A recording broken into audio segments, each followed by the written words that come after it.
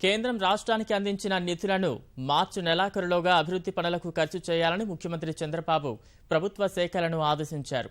రాష్ట్ర బడ్జెట్ ఫలితాలు రాబట్టేదిగా, ప్రజలకు ప్రయోజనం చేకూర్చేదిగా ఉండాలని ఏపీ సీఎం ముఖ్యమంత్రి అన్నారు. నవ్యాంధ్ర నిలదొక్కుని అగ్రస్థానానికి చేరుకోవాలంటే 4 ఏళ్లు శ్రమించక తప్పదని చంద్రబాబు స్పష్టం చేశారు. మార్చి 6 నుంచి బడ్జెట్ సమావేశాలు నిర్వహించి మార్చి 13న బడ్జెట్ను ప్రవేశపెట్టే అవకాశముందని ముఖ్యమంత్రి చంద్రబాబు సూచనప్రాయంగా వెల్లడించారు. ఈ మేరకు ఫిబ్రవరి 23, 24న ప్రభుత్వ శాఖల బడ్జెట్పై కసరత్తు కోసం ప్రత్యేక సమావేశాలు నిర్వహిస్తామని చెప్పారు. మంగళవారం సాయంత్రం సచివాలయంలో శాఖాధిపతులతో బడ్జెట్ సమీక్ష నిర్వహించిన చంద్రబాబు వివిధ అంశాలపై స్పష్టమైన ఆదేశాలిచ్చారు. వచ్చే ఆర్థిక సంవత్సరాన్ని ఈ ప్రగతినామ సంవత్సరంగా ప్రకటించామని గుర్తు చేశారు. శాఖల్లో సంపూర్ణ పారదర్శకత సాధించడమే లక్ష్యంగా ప్రభుత్వ విభాగాల్లో కొత్త సాఫ్ట్వేర్ అప్లికేషన్ తీసుకొస్తున్నట్లు తెలిపారు. ఇప్పటికే వినియోగిస్తున్న డాష్బోర్డ్ సాంకేతికత లాభాలను అధికారులకు వివరించారు.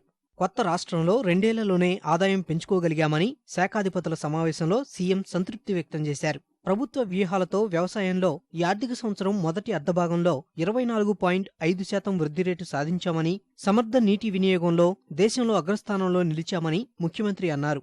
నిధుల సమీకరణ కోసం జలవనరులు, రోడ్డు అభివృద్ధి, స్వచ్ఛాంధ్రప్రదేశ్, రైతు, మహిళా సాధికార, పురపాలక అభివృద్ధి కోసం కార్పొరేషన్ల ఏర్పాటుకు ప్రయత్నిస్తున్నామని అధికారులకు చంద్రబాబు వివరించారు. యువత, మహిళలకు మేలు జరిగే అంశాలపైన దృష్టి పెట్టామన్నారు.